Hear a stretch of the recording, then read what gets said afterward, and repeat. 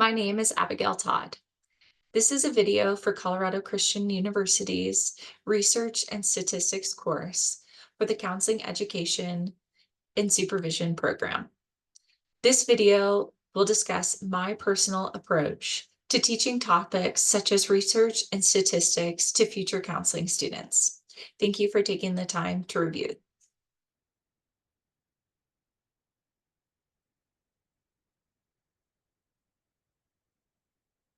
The Belmont Report, created in 1979, identified three basic ethical principles for research. Those principles were respect to all persons, beneficence, and justice. The following will be discussing justice as it relates to the Belmont Report. First, it's important to understand what injustice history has looked like in research.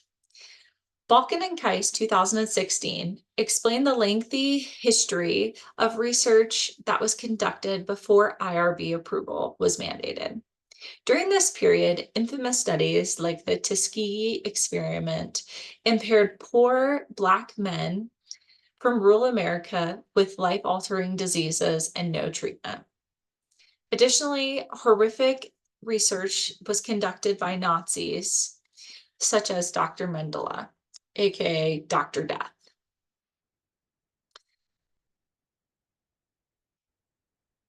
Why is justice important? Justice is important, as the Belmont Report explains, because research is justice in research is a relatively new topic.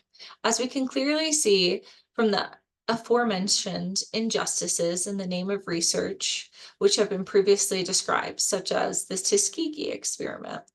Justice is, in essence, fairness, equality, equal distribution, and equity. This can happen through participant selection, having diversity, equal opportunity, and ensuring the safety of participants in research studies. Why is justice important? Justice is one of the core principles that our country stands on. Therefore, it makes sense to conduct research in a just way.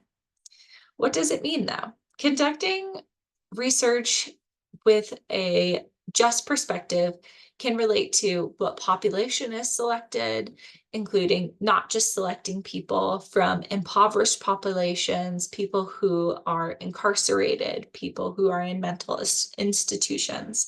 Essentially, not just looking for the easiest way to collect populations to participate in research studies.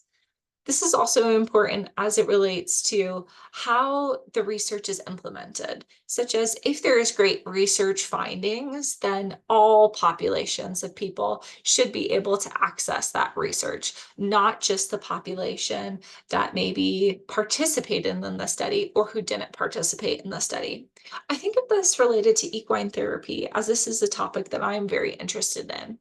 Equine therapy predominantly is a practice that is accessed by people who can afford to pay private pay rates for therapy because it is not often accepted by insurance.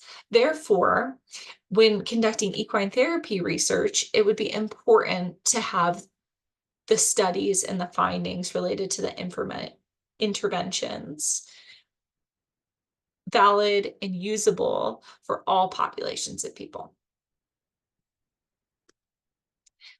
Lastly, how can justice be implemented in qualitative research?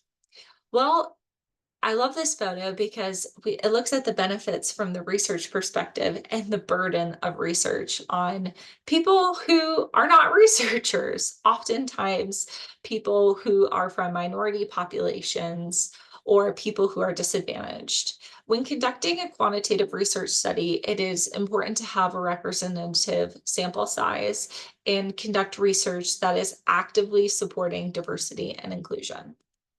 These are some references that I used regarding this presentation. Thanks again for taking a look at my teaching style.